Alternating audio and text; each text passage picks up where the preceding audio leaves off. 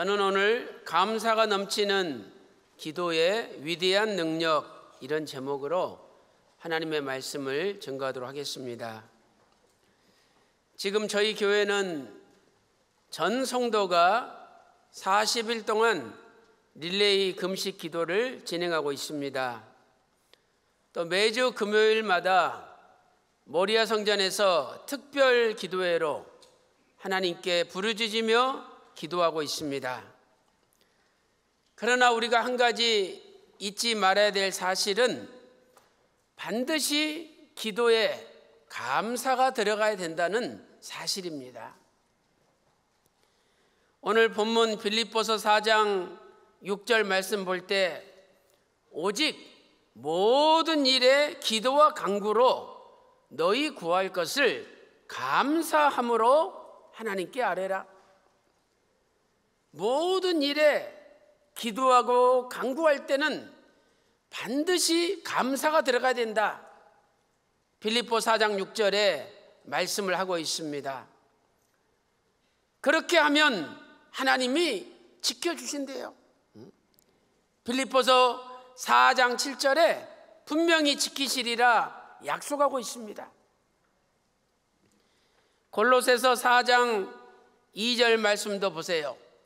기도에 항상 힘쓰고 기도에 감사함으로 깨어있으라. 항상 기도하되 그 기도에 감사함으로 깨어있으라 명령하고 있습니다. 그러므로 기도할 때 감사가 있는 사람은 깨어있는 사람이지만 기도할 때 감사가 없는 사람은 깨어있지 않는 사람이죠. 아무리 큰 소리로 부르짖으면서 하나님 앞에 기도한다 할지라도 감사가 빠지면 그 기도는 깨어있지 못한 기도, 잠든 기도, 졸고 있는 기도라는 거예요. 그러니 하나님께서 잠든 기도, 졸고 있는 기도를 받으시겠습니까? 본인은 큰 소리로 아무리 크게 외친다 할지라도 하나님 보실 때는 그 잠든 기도입니다. 응답이 없는 거예요. 사도 바울은 기도할 때마다 하나님께 빠지지 않고 감사를 드렸습니다.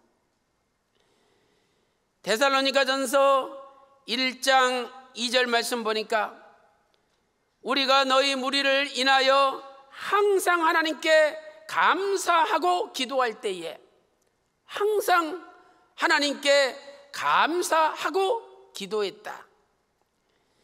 빌레몬서 1장 4절 보세요. 내가 항상 내 하나님께 감사하고 기도할 때에, 이렇게 사도 바울의 기도에는 감사가 빠지지 않았습니다. 그것이 그냥 입술로만 하나님 감사합니다 고백하는 것이겠습니까? 하나님 앞에 기도 드리는데 발끝부터 정수리까지 정말 그 기도하는 분에게 감사가 흘러넘쳤다는 거예요. 사도 바울은 세포 하나하나마다 하나님을 향한 뜨거운 감사가 넘쳐났습니다. 그래서 하나님께서 그 기도를 응답해 주신 것입니다. 감사의 기도는 위대한 능력을 나타냅니다. 저는 오늘 감사의 기도가 어떤 위대한 능력을 나타내는지 은혜를 나누도록 하겠습니다. 첫 번째로 감사의 기도는 구속사를 진행시키는 원동력입니다. 이 감사의 기도가 하나님의 구속사를 진행시키는 원동력이 됩니다. 시편 136편은 전체가 감사의 기도입니다. 총 26절로 구성되어 있는데 매 구절마다 감사하라, 그 인자하심이 영원함이로다 라고 고백하고 있습니다. 하나님께 감사하라. 그 인자하심이 영원함이로다 고백하고 있죠. 시편 136편은 크게 5개로 구분할 수가 있습니다. 첫째로 시편 136편 1절부터 3절은 서론이죠. 모든 것 위에 뛰어나신 하나님께 감사하고 있습니다. 모든 것 위에 뛰어나신 하나님께 감사하고 있는 거죠. 제 아무리 인간이 머리를 쓰고 똑똑하고 능력이 있다 할지라도 하나님은 그보다 더 뛰어나신 분이라는 거예요. 하나님 앞에는 통하지가 않는 거죠. 시편 136편 2절에서 모든 신 위에 뛰어나신 하나님께 감사하라 말씀하고 있습니다. 또한 시편 136편 3절에서 모든 주 위에 뛰어나신 주께 감사하라 말씀하고 있습니다. 두 번째로 시편 136편 4절부터 9절은 우주 만물을 창조하신 하나님께 감사하고 있습니다. 우주 만물을 창조하신 하나님께 감사하고 있죠. 그저 자연적으로 인간이 만들어져서 진화된 것이 아니라 아무것도 없는 무에서 유를 창조하신 하나님께 감사하고 있습니다. 시편 136편 5절에서 지혜로 하늘을 지으신 이에게 감사하라. 시편 136편 7절에서 136편 6절에서 땅을 물 위에 펴신 이에게 감사하라. 또한 7절 말씀 보니까 큰 빛을 지으신 하나님께 감사하라. 시편 136편 8절에서 해로 낮을 주관케 하신 이에게 감사하라. 9절 말씀 보니까 달과 별들로 밤을 주관케 하신 이에게 감사하라 명령하고 있습니다. 세 번째 부분은 시편 136편 10절에서 15절입니다. 이스라엘 백성을 출애굽시키시고 홍해를 건너 가게 하신 하나님께 감사하고 있습니다. 출애굽시키시고 홍해를 건너게 하신 하나님께 감사하고 있죠. 시편 136편 10절 보세요. 애굽의 장자를 치신 이에게 감사하라. 시편 136편 11절 보니까 이스라엘을 저희 중에서 애굽이죠. 애굽에서 인도하여 내신 이에게 감사하라. 시편 136편 13절 말씀 보니까 홍해를 가르신 이에게 감사하라. 이스라엘 백성들이 출애굽했는데 뒤에는 애굽 군대가 쳐들어옵니다. 남쪽으로는 높은 산이 있어서 넘어가지도 못합니다. 앞으로 가야 되는데 홍해바다가 파도치며 넘실거리며 도저히 건너갈 수 없습니다. 이제 도가내든 쥐가 돼서 완전히 잡혀서 죽어야 됩니다. 그런데 하나님께서 홍해를 갈라서 마른 땅이 되게 하셨습니다. 얼마나 이스라엘 백성들이 모세를 원망했습니까? 우리를 죽이려고 여기까지 끌고 와서 죽이냐? 차라리 애굽 거기서 노예 생활하면서 실컷 얻어먹던 것이 낫지 않냐? 이러면서 모세를 원망했습니다. 그러나 하나님께서는 홍해가 갈라지는 마른 땅이 되는 하나님의 기적을 준비하고 계셨던 거예요. 오늘도 분명히 저와 여러분에게 홍해가 갈라지는 기적이 있습니다. 그러므로 하나님 역사하실 때까지 제발 입 다물고 원망하지 말고 하나님 앞에 잠잠히 기도하며 기다려야 되는 것입니다. 이스라엘 백성을 애굽에서 구원하시고 홍해를 건너게 하셨으니 얼마나 감사합니까? 마찬가지로 우리를 죄악된 이 애굽 같은 세상에서 하나님이 예수님의 십자가의 피로 구원하시고 우리를 건져주셨으니 얼마나 감사합니까? 그래서 우리도 감사를 잊지 말아야 된다는 거예요. 시편 118편 21절 말씀 보세요.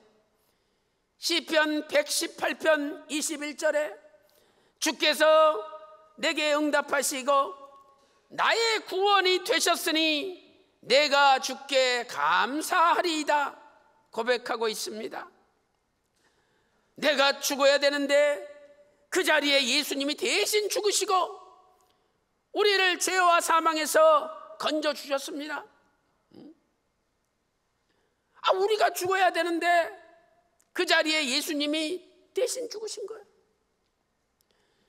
예수 마태복음 1장 21절 말씀 보니까 자기 백성을 저희 죄에 의해서 구원할 자라고 말씀하고 있지 않습니까? 로마서 5장 8절 말씀 보세요. 우리가 아직 죄인 되었을 때에 하나님께서 자기 독생자 예수 그리스도를 십자가에 주셨습니다. 그래서 우리에 대한 하나님의 사랑을 확증하셨다라고 로마서 5장 8절에 말씀하고 있습니다. 우리가 예수님 없었다면 어디 가야 됩니까? 뜨거운 지옥불에 가야 됩니다. 그곳은 영원히 꺼지지 않는 지옥불입니다. 우리의 인생을 돌아보세요. 그 어렸을 때 다 기억나지 않습니까? 그런데 벌써 40, 50, 60, 70, 80, 90이 됐습니다. 이 지나간 세월이 순식간에 지나간 거예요. 그렇다면 우리의 남은 인생도 얼마 남지 않았습니다. 왜 그 남지 않는 인생을 쓸데없는 일에 분유하며 허비하며 살고 있습니까? 다 하나님 나라에 기록됩니다. 영원한 나라, 아버지 나라에서 인정받고 영원한 나라에서 상급받는 일을 해야 될 거 아니겠습니까?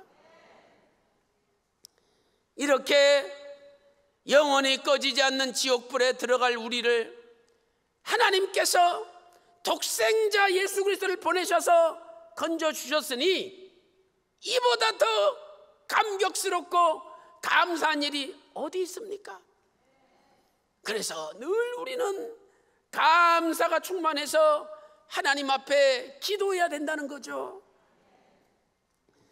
네 번째로 시편 136편 16절에서 22절입니다. 이스라엘 백성으로 광야를 통과하게 하시고 가나안 땅을 기업으로 주신 하나님께 감사하고 있습니다. 출애굽시키신 다음에 광야를 통과하게 하시고 마침내 약속의 땅 가나안 땅에 들어가게 기업을 주셨잖아요. 그래서 감사하라는 거예요. 시편 136편 16절에 그 백성을 인도하여 광야로 통과케 하신 이에게 감사하라 16절입니다.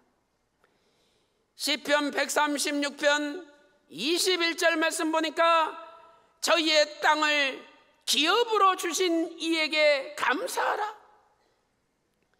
시편 136편 16절에 광야, 영적으로 교회 생활이죠.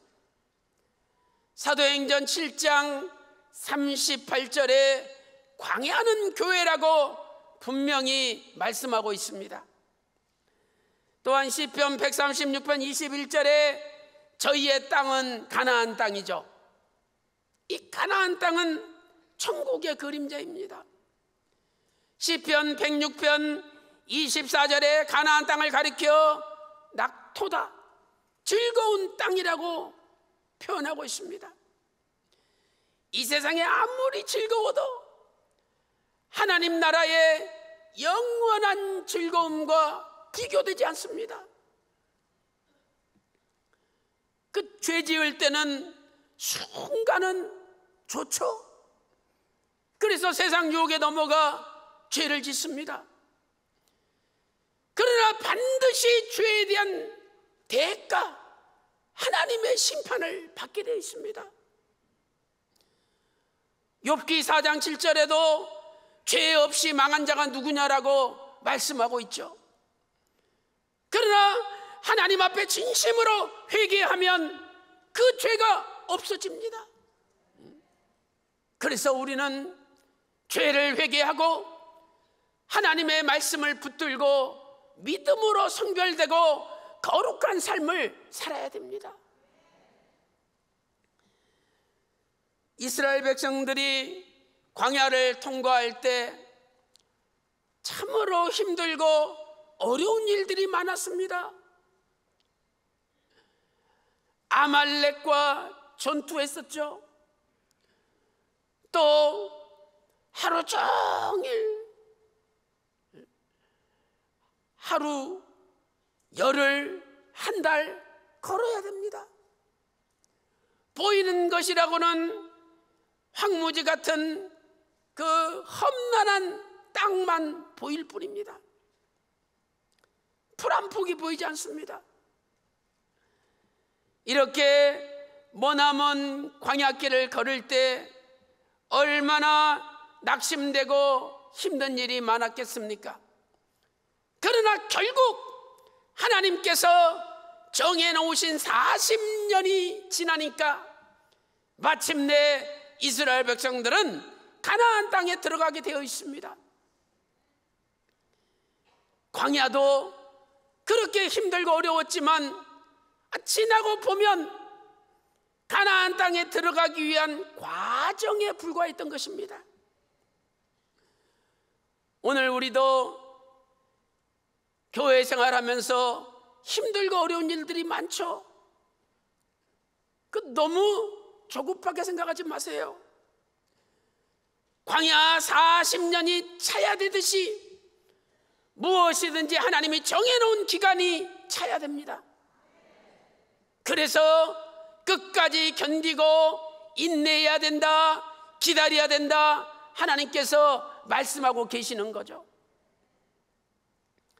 사랑하는 성도 여러분, 그렇게 광야가 힘들고 어려웠는데 드디어 광야 생활도 끝나고 가나안 땅에 들어갈 때가 도래하였듯이 우리의 힘들고 어려운 교회 생활도 때가 되면 반드시 끝나고 우리가 영원한 천국, 신령한 가나안에 반드시 입성할 때가 있는 것입니다. 그래서 우리는 하나님께 항상 감사해야 됩니다. 다섯 번째는 시편 136편 23절부터 26절입니다. 바벨론에서 해방시키신 하나님께 감사하고 있습니다.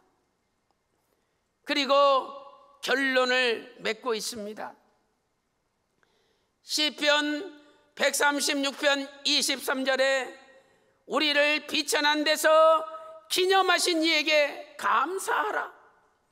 이 비천한 데가 어디입니까? 지금까지 이스라엘 백성들이 겪었던 수많은 환난들을 이야기하는 것입니다. 그 중에서도 구체적으로 지금 이스라엘 백성들이 바벨론 포로로 끌려가 있는 상태를 이야기하는 거죠. 바벨론 포로 끌려와서 남의 나라 노예가 되어서 중노동에 시달리고 채찍질에 두들겨 맞습니다. 소망이 없죠. 하나님이 우리를 완전히 버리셨구나. 아버지께서 이제 나를 버리시고 나는 나를 잊어버리셨구나. 그렇게 생각하였는데 하나님이 나를 잊지 않았다는 거예요. 그래서 바벨론 포로에서 건져주신 겁니다. 비천한 데서 기념하신, 기억했다 이 말이에요. 내가 비천한 데 있었는데 하나님이 그 나를 기억해 주셨어요. 그 하나님께 감사하라 말씀하고 있어요. 시편 136편 24절 말씀 보세요. 우리를 우리 대적에게서 건지신 이에게 감사하라. 이 대적이 바벨론 아닙니까? 이사야 63장 18절 말씀 보니까 우리의 대적이 주의 성소를 유린하여 싸우니, 이 대적은 바로 바벨론을 가리키는 겁니다.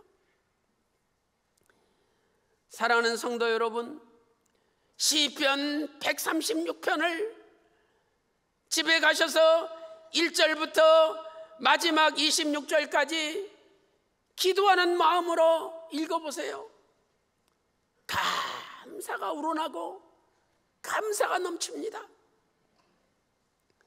지금 시편 기자는 하나님의 창조로부터 시작해서 이스라엘 백성들의 애굽 종살이, 출애굽, 홍해를 도하고 광야를 통과하게 하시고 마침내 가나안 땅에 들어가게 하시고, 또한 바벨론의 포로로 끌려갔지만 그 비천한 데서 기억하시고 건져주신 하나님께 감사를 드리고 있습니다.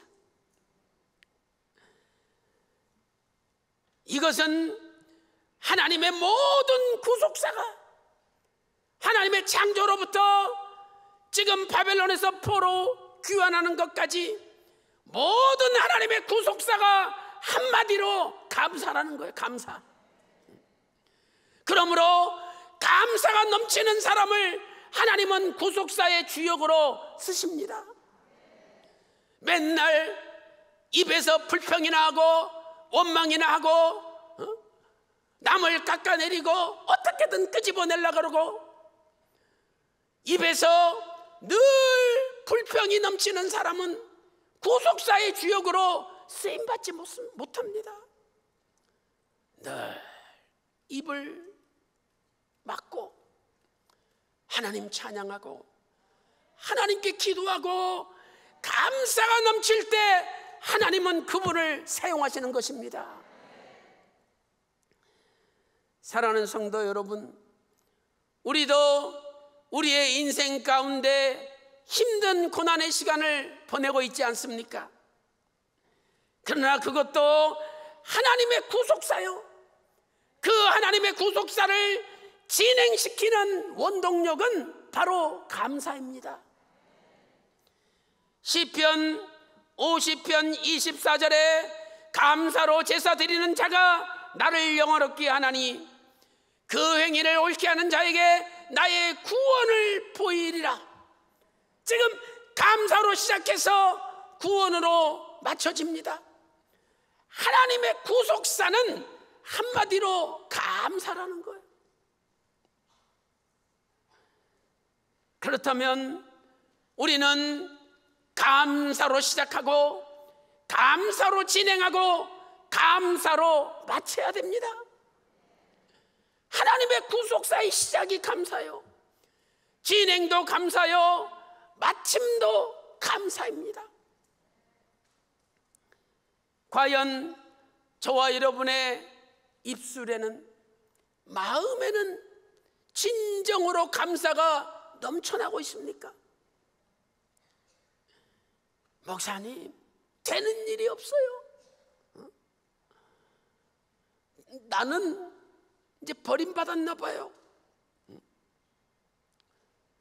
그래서 여러 가지 문제가 발생하고 힘들고 어려운 일이 발생하면 그냥 얼굴이 시커매져 가지고 풀이 죽어가지고 다 포기합니다. 그러나 감사는요, 미리 드리는 거, 미리. 예를 들어서 집안에 무슨 문제가 발생했습니다. 이건 도저히 사람의 힘으로 해결할 수 없는 문제입니다. 그럴 때 우리는 누구를 원망하고 저 사람 때문에 내가 이렇게 됐다고 그 사람을 원망하잖아요. 그러나 진짜 그 순간에 무릎 꿇고 하나님 앞에 감사해 보세요.